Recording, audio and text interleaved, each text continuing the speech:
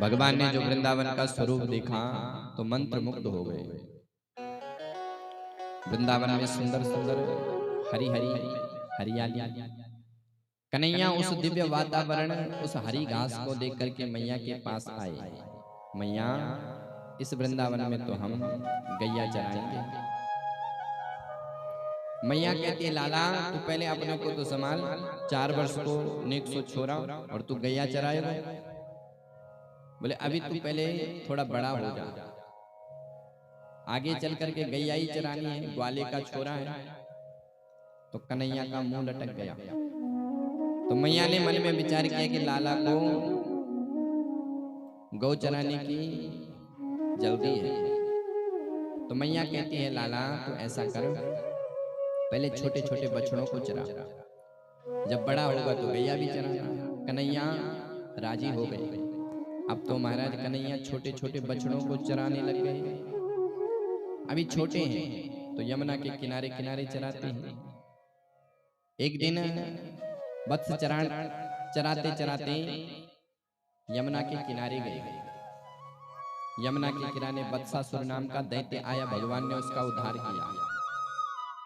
एक दिन बगुला आया, बकासुर, पूतना का भाई। जैसे भगवान पानी पी रहे थे कि बकासुर ने भगवान को अपने मुख में धारण कर लिया। सारे ग्वाल वाले चिल्लाए। कन्हैया ने भी देर किए बिना अपने शरीर को बहुत गर्म किया। बकासुर को लगा कि मैंने अंगारे को अपने पेट में धरा है, और जैसे उसके पेट को भगवान जलाने लगे तो उसने भगवान को उधर से मुखद्वार से बाहर कर दिया। भगवान ने उसके चोंच को पैर से दबाया और हाथ से उसका चोंच फाड़ दिया। बकासुर का अंत हुआ। ऐसे ही एक दिन भगवान ने अगासुर का भी अंत किया। अनंता अनंत राक्षसों को भगवान ने ठिकाने लगाया। सुखदेव जी कहते, परीक्षित, भगवान जब गौचारण करने के लिए जाते हैं तो साथ में भोजन में लेके जाते हैं, कलेवा। और भोजन लेकर के जब जाते हैं तो टेरवन में एक वृक्ष है। वृंदावन का दर्शन जिसने किया हो तो बरसाने से आगे है कोकिला वन, और कोकिला वन से भी आगे है टेरवन। वहां पर आज भी संत लोग भगवान को टेर लगाते हैं, और आज भी भगवान वहां पर भोजन करने के लिए आते हैं। तो परीक्षित जब भगवान और अन्य ग्वाल वाल जब पोटली भर भर के भोजन लेके जाते तो टेरवन में रख देते और वत्स चारण करते। जब भूख लगती तो अपना अपना भोजन निकालते और सब खाते। परंतु आज जब भगवान ने अगासुर को मारा और अगासुर को मार करके जब भगवान ने ग्वाल बालों की रक्षा करी तो ग्वाल बालों ने कन्हैया से कहा कि कन्हैया, आज तेरी कृपा से हम बच गए, नहीं तो अगासुर ने हमको अपने पेट में रख लिया होता। पर अब भूख बहुत लग रही है। भगवान कहते कि चलो भोजन करने। तो सारे ब्रजवासी ग्वाल बाल भोजन करने के लिए टेरवन में आए। यमुना का सुंदर किनारा, सुंदर भोजन कर रहे हैं। अब इस लीला को देवता देख रहे हैं। भगवान जब भोजन करते हैं तो ग्वाल बाल कहते हैं कन्हैया मेरी ओर मुख कर, दूसरा कहता मेरी ओर मुख कर। तो भगवान चतुर्भुज के रूप में बैठ जाते हैं और सुंदर भोजन लीला हो रही है। कैसे लीला हो रही है? बिभ्रद वेणु जटर पठया श्रृंग वेत्री चक्षुषे वामे पाणो मृषग कवलम तत्पलंग निलेशो तिष्ठन मध्ये स्वपर सुहृदो हासयन् नरमभिस्वे स्वर्गे लोके दिशति बुभुजे यज्ञ भुगबाल केली।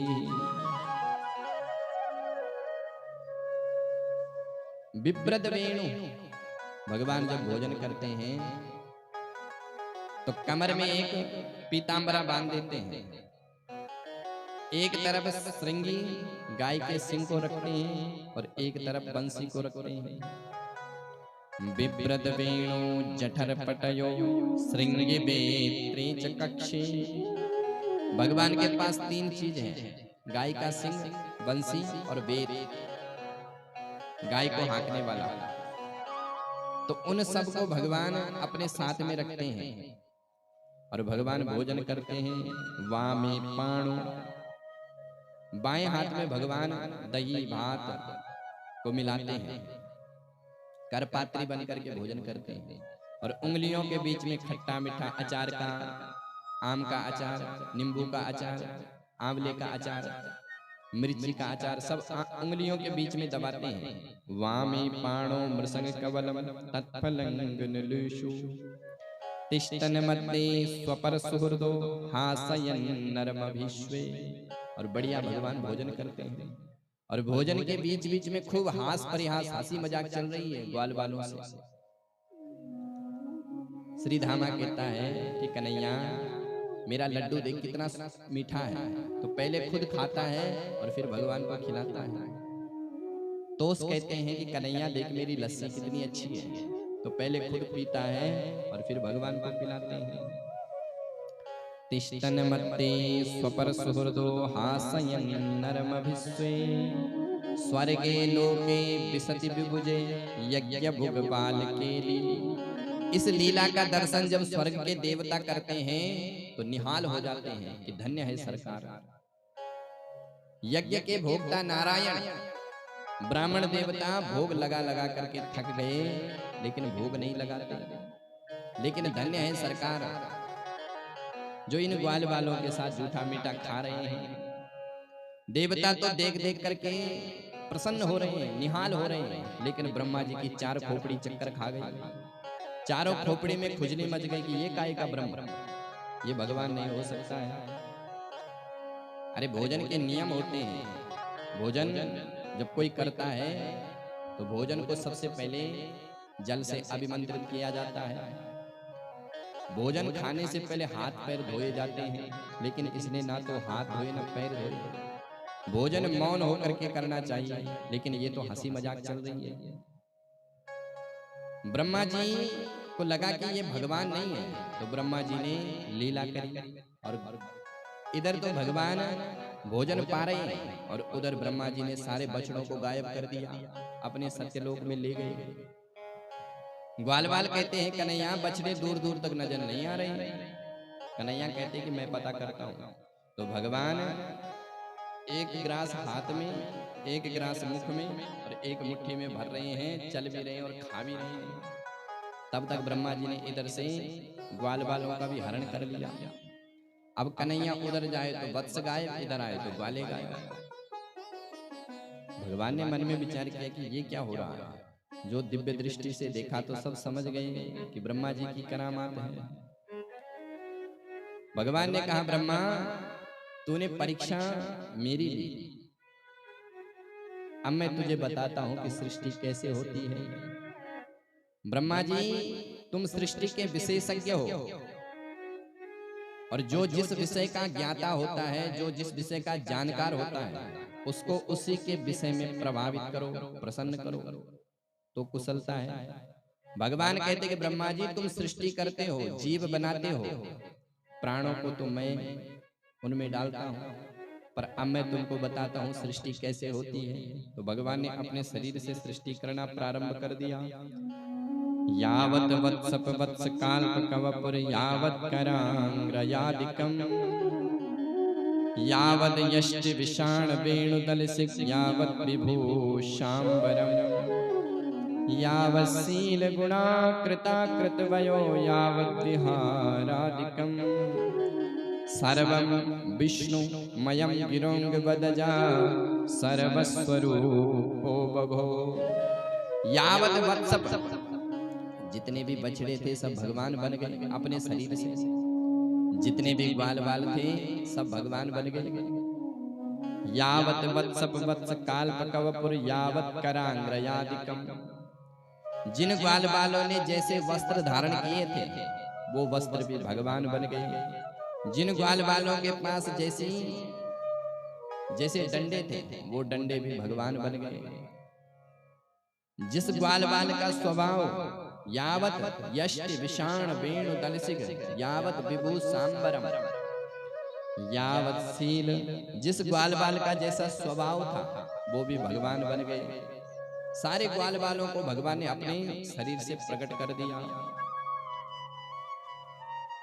सर्वं विष्णुमयं गिरोंग बदजा सर्वस्वरूपो बभो।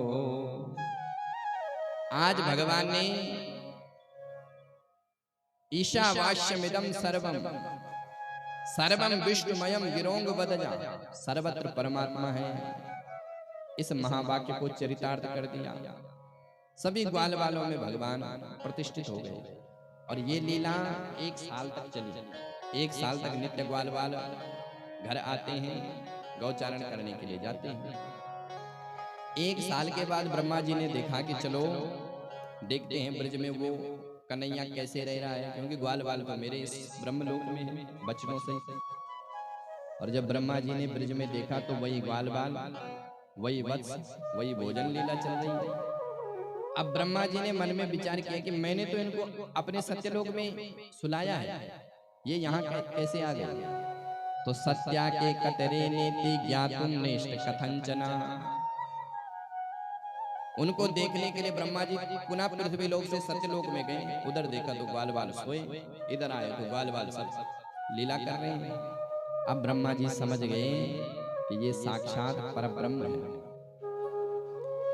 उसी समय ब्रह्मा जी ने सारे ग्वाल बालों को वापस किया, असली ग्वाल बालों को, और ब्रह्मा जी ने भगवान के चरणों में 42 श्लोकों में बड़ी सुंदर स्तुति करी। ब्रह्मा जी कह रहे हैं नौमिड्यते प्रपुपसि तड़े तड़िदंबराया गुंजावतंस परिपिक्षल सन्मुखाया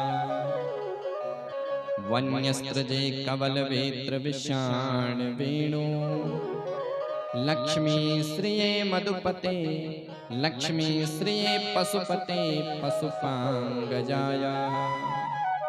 हे पशुपांगजाया, हे प्रभु नौमिड्य, मैं आपको प्रणाम करता हूं। सरकार, आपका श्रीअंग नील वर्ण का है और नील वर्ण अनंत का वाच्य है, अनंत का वाचक है। आकाश का रंग नीला है तो आकाश की राशि अनंत है, जल का रंग नीला है तो जल की राशि भी अनंत है। उसी प्रकार से प्रभु आपका जो वपु है तड़िदंबराया, आपका वपु नील वर्ण का है। नील सरोरुह नील मणि नील नील घन श्याम, भगवान का श्री अंग नीला नीला है। ब्रह्मा जी कहते हैं कि प्रभु मैंने आपका अपराध किया है, लेकिन हूं तो मैं आपका पुत्र। बच्चा जब माँ का अपराध करता है तो माँ उसके अपराध को ध्यान में नहीं रखती है, उसके अपराध को भूल जाती है। प्रभु मैं भी आपका गर्भगत शिशु हूं। माँ का बालक जब गर्भ में होता है तो जब वो हिलता है घूमता है तो माँ को बड़ा कष्ट होता है, पर माँ उसके